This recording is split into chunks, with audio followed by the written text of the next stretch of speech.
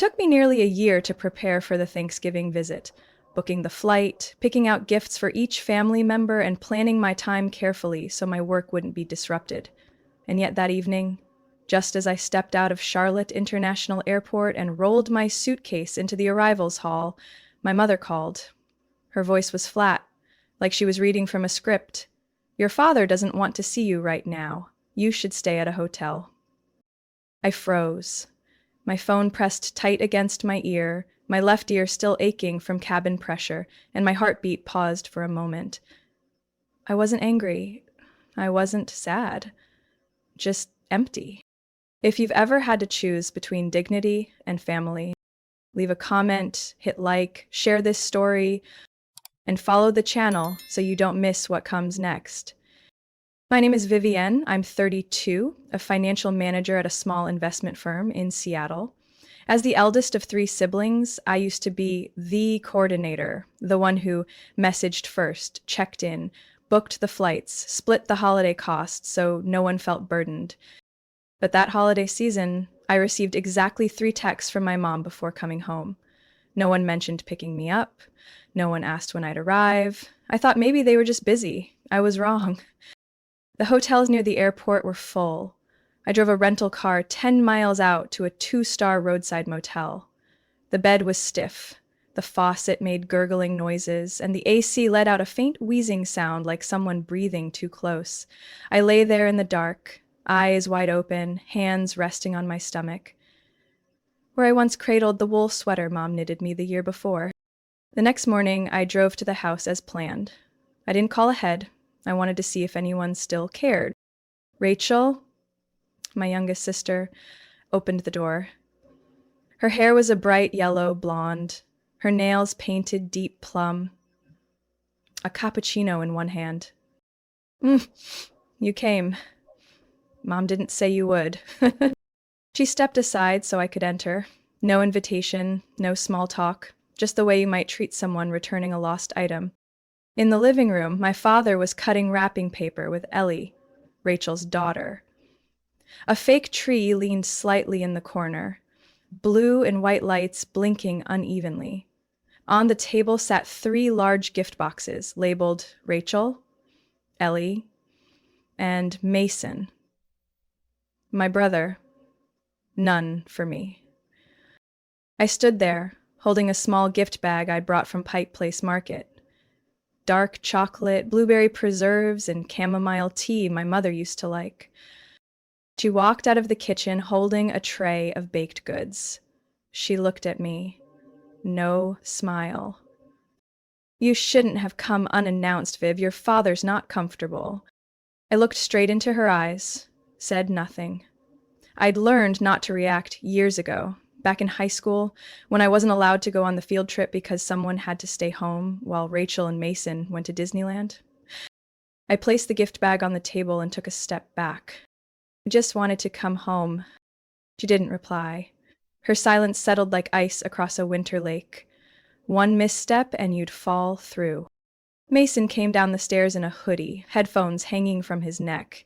He looked at me for a second, surprised, then turned to our mom. "What's she doing here?"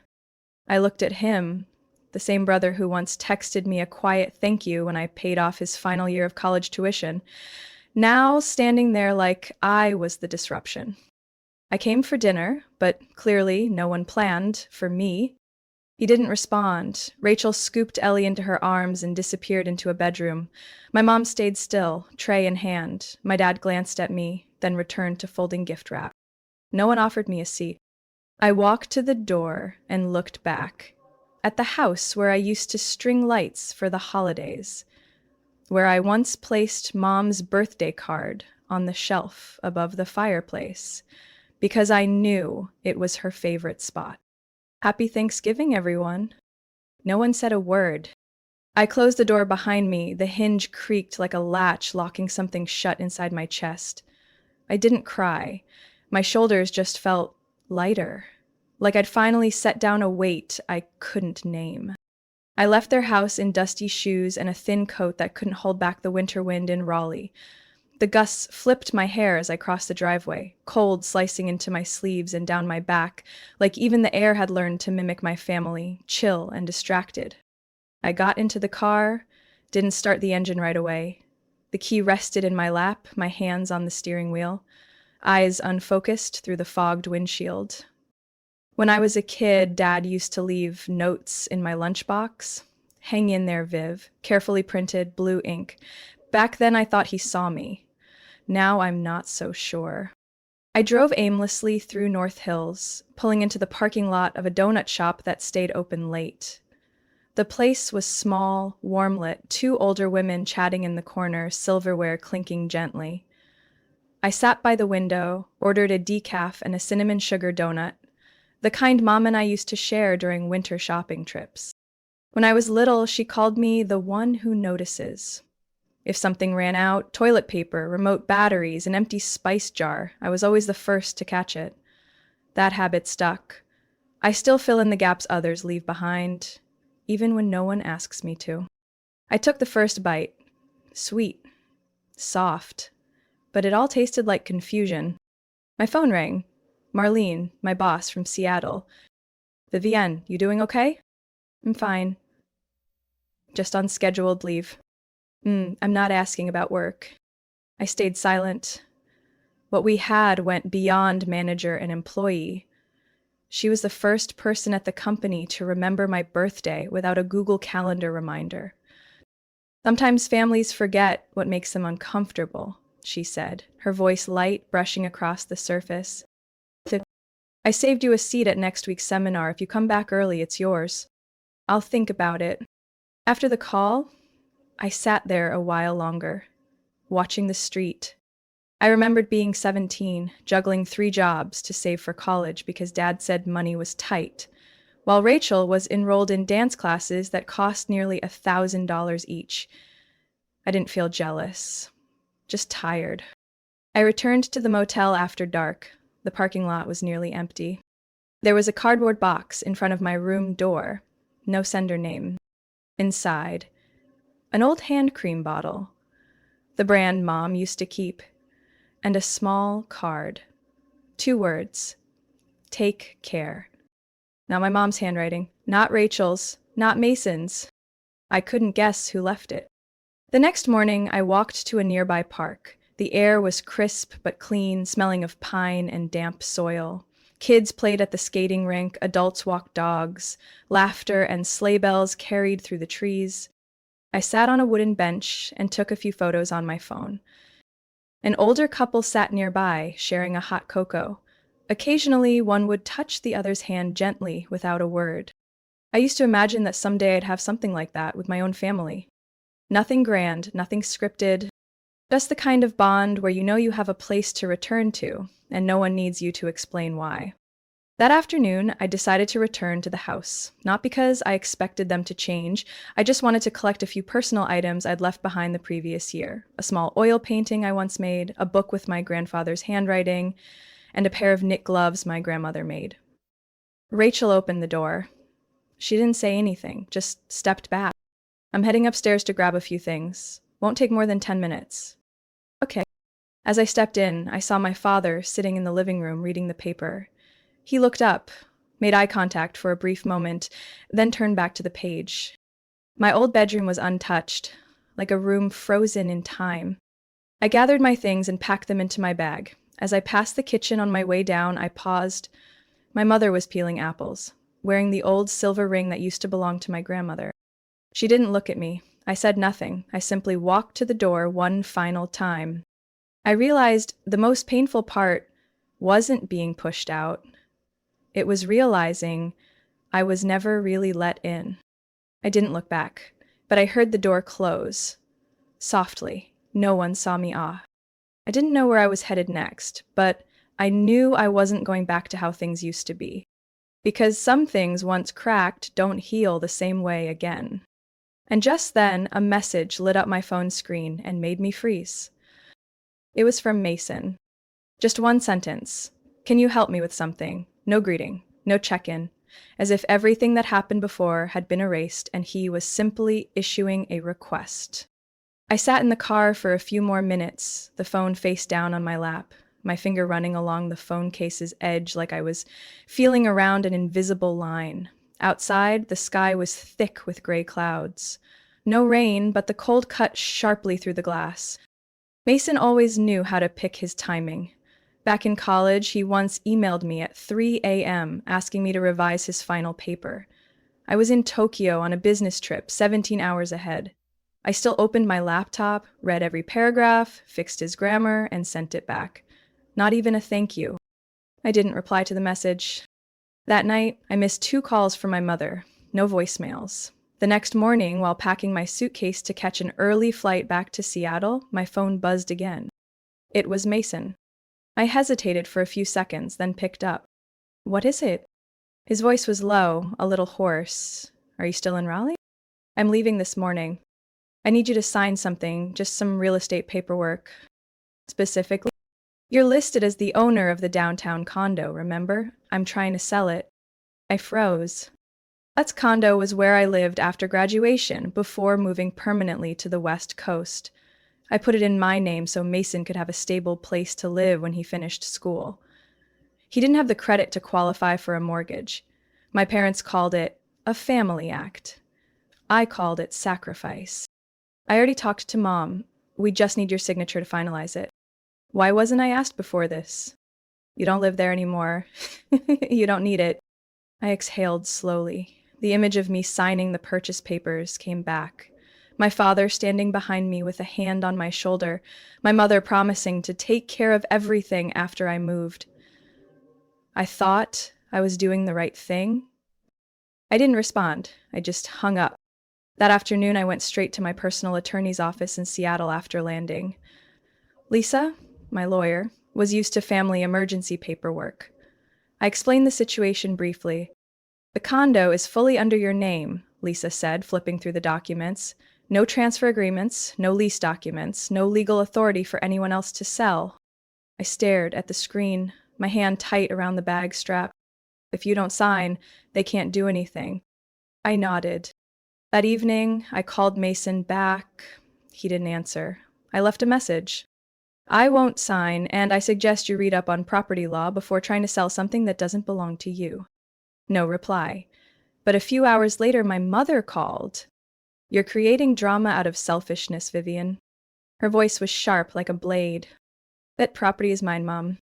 But you don't need it. Mason's struggling. He's your brother. Family should share." I pressed my lips together, steadying my voice. "I've been sharing for 10 years. No one asked what I needed." "You're always calculating, not like your mother." I didn't answer, I just ended the call. I thought about that sentence all night. That I'm not like my mother. And it's true. I don't believe affection erases wrongdoing. I don't believe closeness means I have to stay silent forever. The next morning, I contacted the bank and requested a temporary lock on all third-party access to the condo account. I also requested a complete transaction report for the past 6 months. When I finally sat down to review every line, I saw multiple unfamiliar charges going back 3 months. Automatic transfers, purchases, service payments. None of them mine. The only person with a spare key was my mother. And suddenly I realized the condo was only the surface. Something deeper was unfolding beneath it all. I needed to find out what else they had taken that I hadn't seen yet. I spent the entire morning in my office going through every charge listed on the bank statement. There was a plane ticket to Miami, 2 spa service payments at the Fontainebleau Hotel, and a receipt from a jewelry store in Raleigh. None of them matched anything I'd ever purchased. No familiar names appeared on the receipts either. I pulled up the condo's security camera feed from the system I'd installed 2 years ago. I'd actually forgotten I still had access. 4 weeks' worth of footage popped up. Each day, a puzzle piece. There she was, my mother, coming in and out repeatedly. Some days she even brought Ellie, Rachel's daughter, to stay the entire weekend. No one asked me, no one asked for permission. I printed the full statement, cut out the suspicious transactions, and compiled a separate spreadsheet marking each one in red. Looking at that paper felt like holding a psychological injury report. No one slaps you outright, but enough small cuts over time can leave a deep fracture. At noon, I met Marlene at a cafe near the office. She tapped her fingers on the table as I explained, her face calm, but her eyes sharp.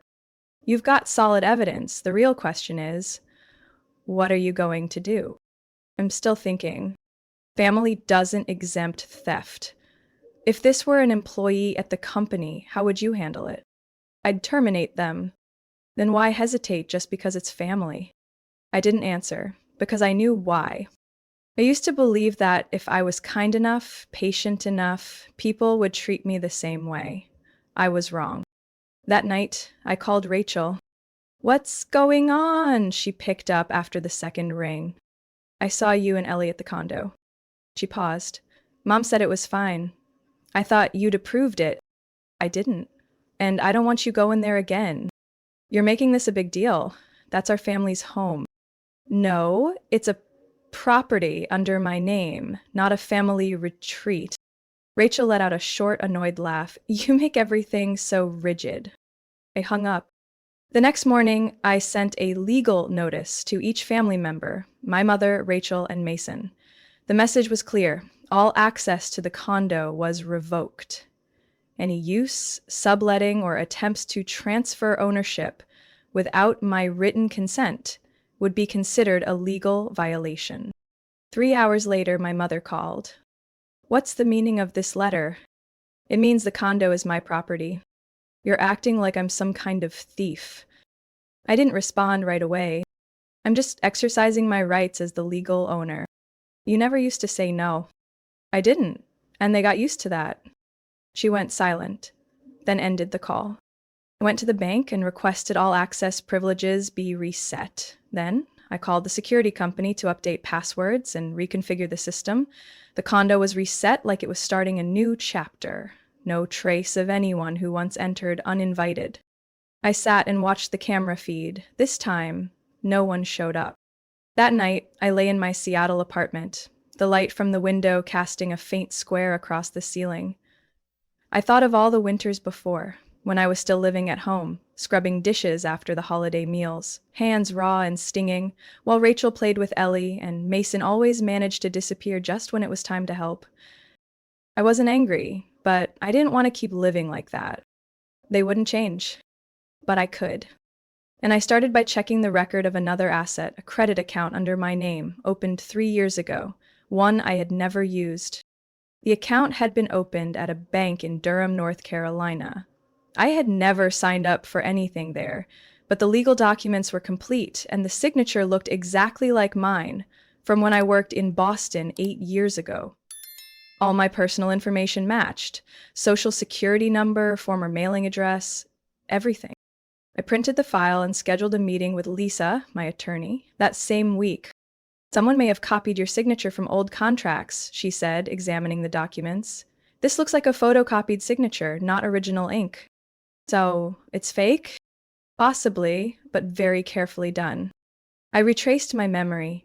Back when I worked at that Boston firm, my mom visited a few times. Once, she brought a stack of documents she needed printed, saying it was for Grandma's health insurance. I didn't think twice. Maybe that's when something slipped. I asked Lisa to file a request to investigate all transactions tied to the account. While waiting, I spent a few days locking down my finances. I closed unused credit cards, updated all my online banking passwords, and enabled two-factor authentication on every device. The deeper I dug, the more gaps I found, gaps I had ignored, trusting no one in my family would cross the line. That night, I walked along the edge of Lake Union. The wind came off the water like a thin blade. I bought a cup of ginger tea from a familiar cart and sat down on the wooden bench near the old maple tree. The lights from a building across the lake shimmered faintly in the water. I thought back to when I was 24, when Mason got kicked out of his apartment for not paying rent. I was juggling an MBA loan at the time, but I still wired him 3 months of rent. No one made me. I chose to, but no one paid it back, and no one ever brought it up again. The next morning, a message came in from my mother. I heard you're giving your brother a hard time. He's had a rough year. No question about me, no mention of the condo, nothing about the credit account under investigation. I didn't respond, but I saved the message, filed it away in the folder with everything else I was building. A week later, Lisa sent a preliminary report. Much credit accounts been used to sign up for phone services, rent cars, and purchase furniture over the past 2 years. The total spending is around $18,000. The shipping address? Your mother's old apartment. I read each line slowly. My head didn't ache, but my forehead started to heat up, like my body was reacting to something it couldn't digest. Lisa looked at me. Do you want to file a formal complaint? I held the stack of documents, nodding slowly. I want to begin with a formal verification request. If their response is dishonest, I'll move forward with legal action. I didn't want to escalate things for drama, but I needed them to know I was no longer silent. Back home, I opened my laptop and typed a short email to my mother and Mason. I now have sufficient information regarding the unauthorized use of accounts and property under my name. I'm working with legal counsel to pursue appropriate action. If either of you would like to provide an explanation, I expect a written response within 3 days. After that, legal proceedings will follow. I didn't expect a reply, but I wanted them to see that the line had been drawn. 3 days later, I received a message from the last person I expected.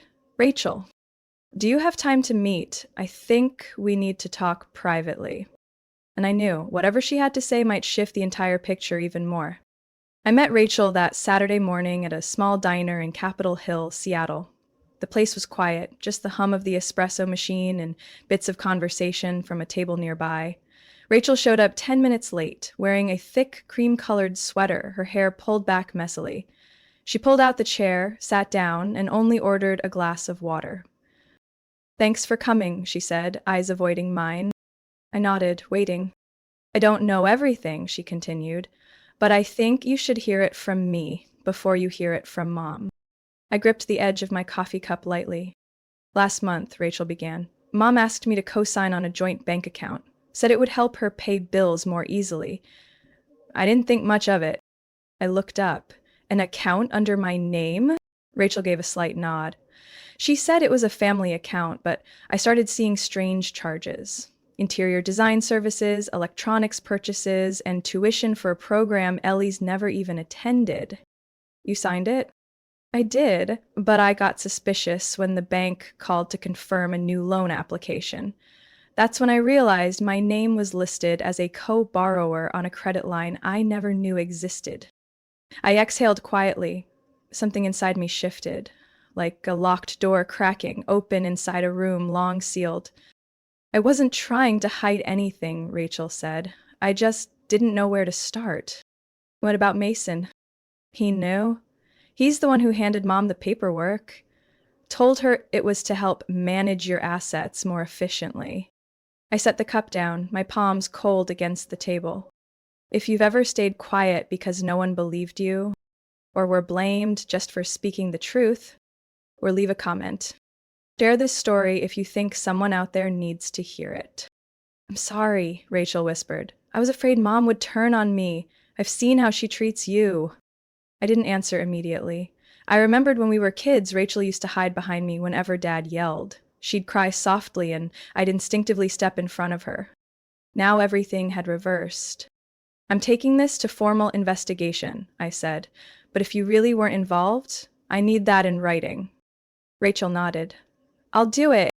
We left the diner as a light drizzle began. Rachel stood beneath the awning, one hand holding her bag, the other tucked in her coat pocket. Are you mad? She asked.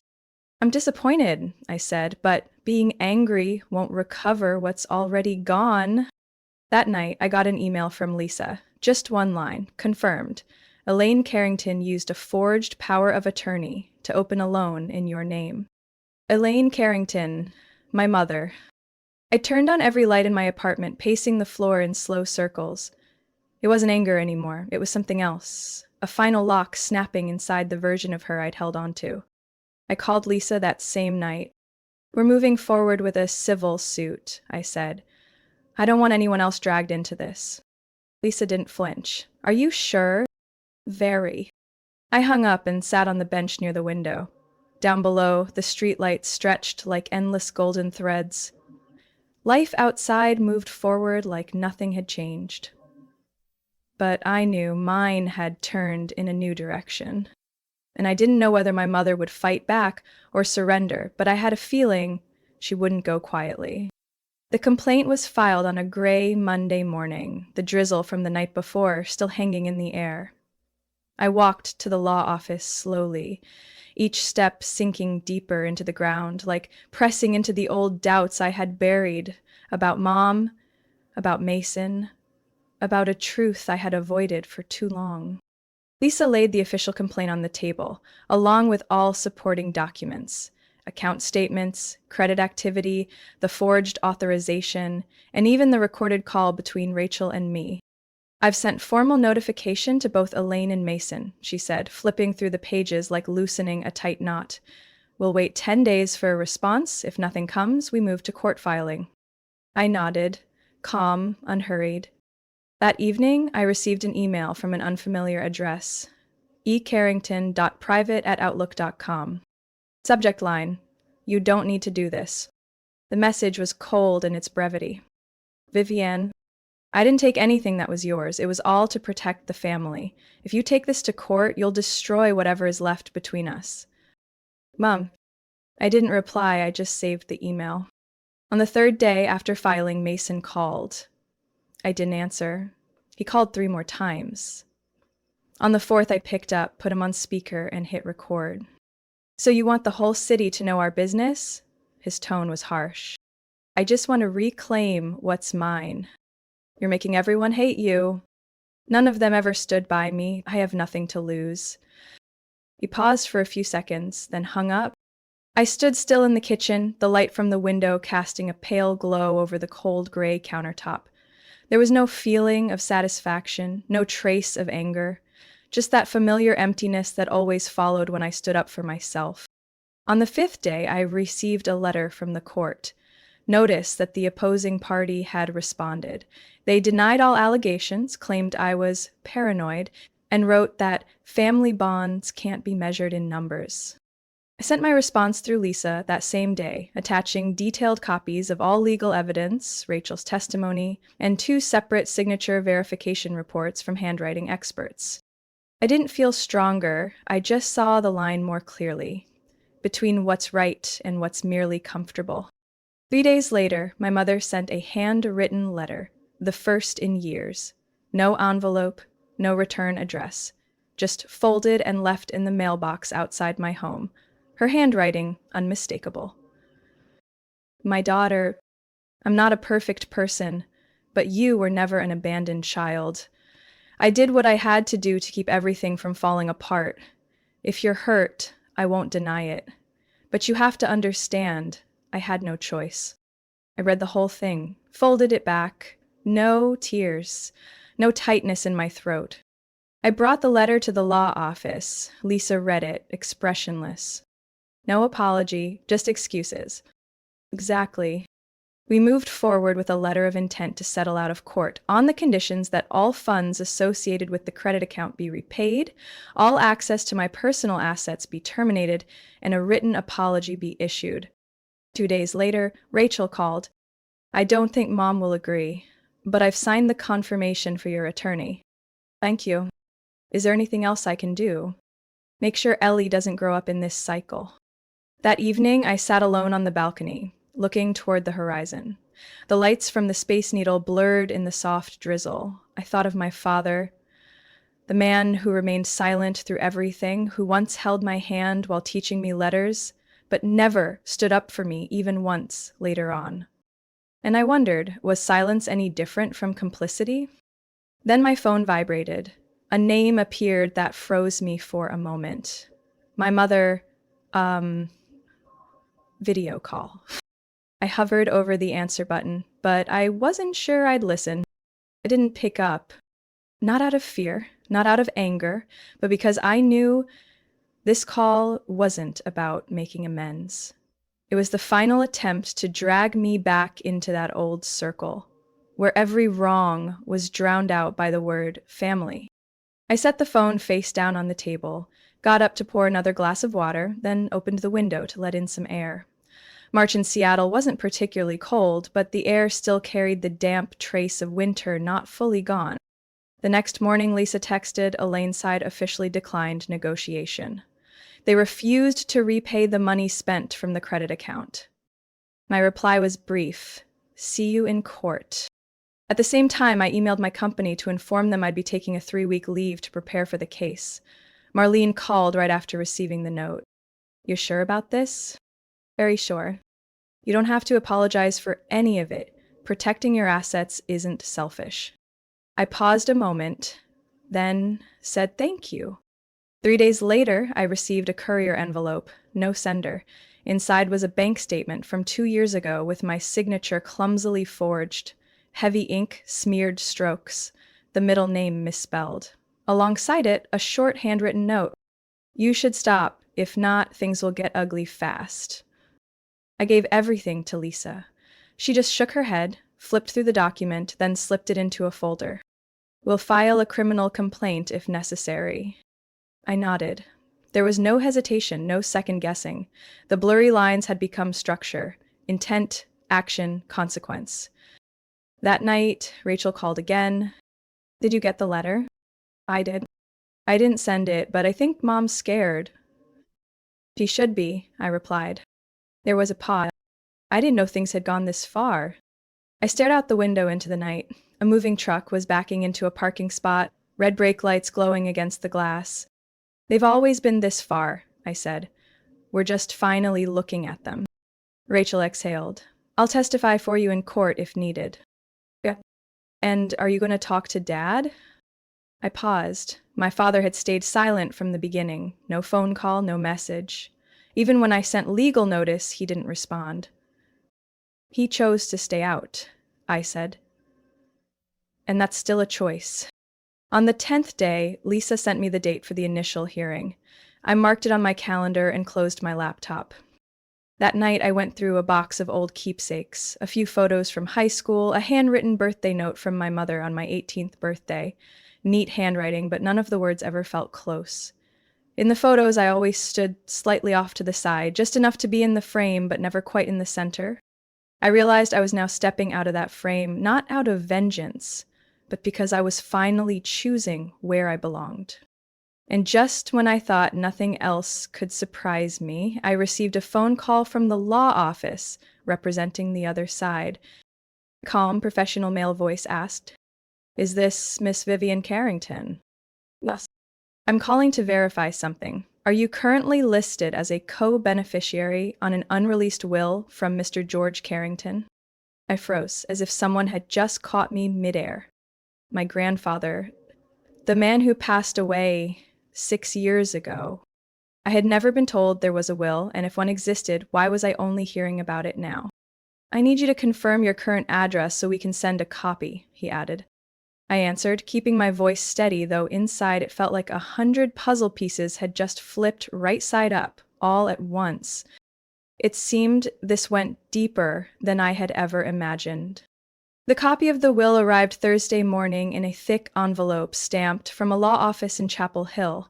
I didn't open it right away. It sat on the kitchen table for nearly an hour while I cleaned the coffee machine, watered my neglected cacti, and replied to work emails, pretending there wasn't a legal document waiting right in front of me. Eventually, I picked up a letter opener and sliced the envelope in one slow, straight cut. The documents were bound together, tucked between plastic covers, and came with a one-page guide explaining the basic terms. George Carrington, my grandfather, died when I was 26. In my memory, he was a quiet man who read the newspaper every morning and silently handed me a cup of tea when he found me studying late at night in the kitchen.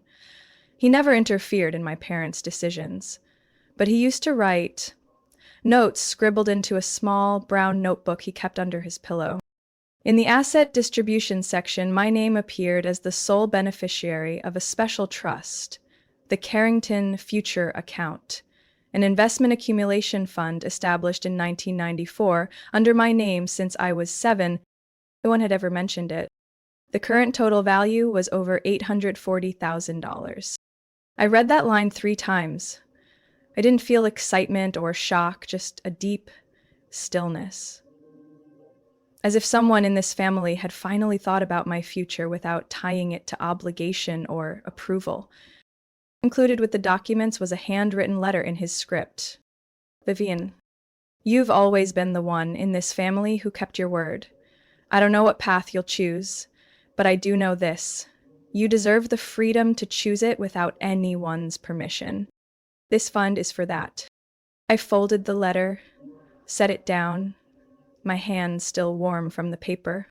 I scheduled a meeting with Lisa that day. After she reviewed everything, she asked one question. Do you want to keep this trust separate or included in the lawsuit? I want to keep it separate, and I want to use it the way my grandfather intended. I requested the trust be transferred to an entirely new, independently held account under my name, with separate security credentials. I also asked to investigate whether anyone in the family had ever accessed or intentionally concealed the existence of the trust over the past 6 years. 3 days later, Lisa sent a brief report. The original documents had once been held at a different law office, where my mother had worked part-time as a temporary filing assistant around the time my grandfather passed. I sat back and connected the dots. If she had known about the trust and chose to stay silent, then accessing the account, forging signatures, transferring assets, none of it was a gray area anymore. Filed a request with the court to expand the scope of the investigation to include deliberate concealment of assets belonging to a legal beneficiary. That afternoon, Mason called. I heard about the trust, he said bluntly. So you're just going to keep it all? I'm not keeping anything. It's legally mine. Grandpa never said he'd favor you. He also never said I should be treated like a wallet. He exhaled, then chuckled. You always act like the victim. I don't need pity, I replied. I just want peace and fairness. Good luck finding that kind of fairness, he said before hanging up. That night, I opened my laptop and stared at a blank screen. I thought about what to do next, not just in terms of defense or retaliation. I wanted to build something more lasting than tense meetings or drawn-out hearings. I typed the title, The Quiet Fund, a small foundation, initially funded by my own inheritance to support women in situations like mine, used, financially controlled by their own families. I didn't know how far it would go, but I knew it would start exactly where everything had once been taken from me. And just as I was drafting ideas for my first website, another message popped up. It was from my father. Just one line. We need to talk. I read his message in silence.